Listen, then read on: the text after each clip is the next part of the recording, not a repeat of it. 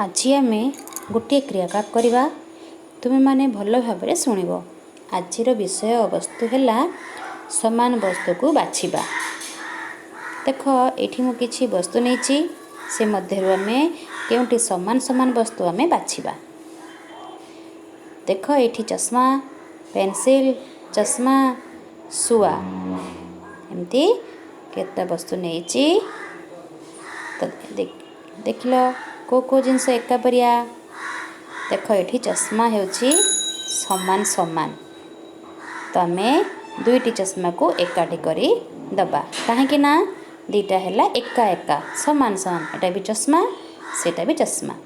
तो तले है थाली कटर थाली आ गोटे रबर रबर और कटर अलग अलग। तो थाली होची समान समान तो आम पुणी एकाठी रखीदबा जेहेतु समान समान।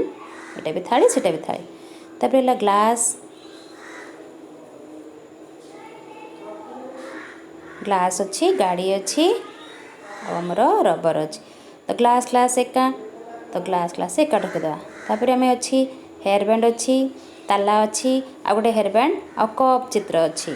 तो आम हेयर बैंड एका एका अच्छी आम एकाठी करदबा। तो ये तुम मैंने सब जापर जे क्यों क्यों वस्तु समान समान एका एका। तो आम अभिभावक माने यहीपरि किसी जिनस घरे देखाई शिशु को बुझापी चेष्टा करवा। धन्यवाद।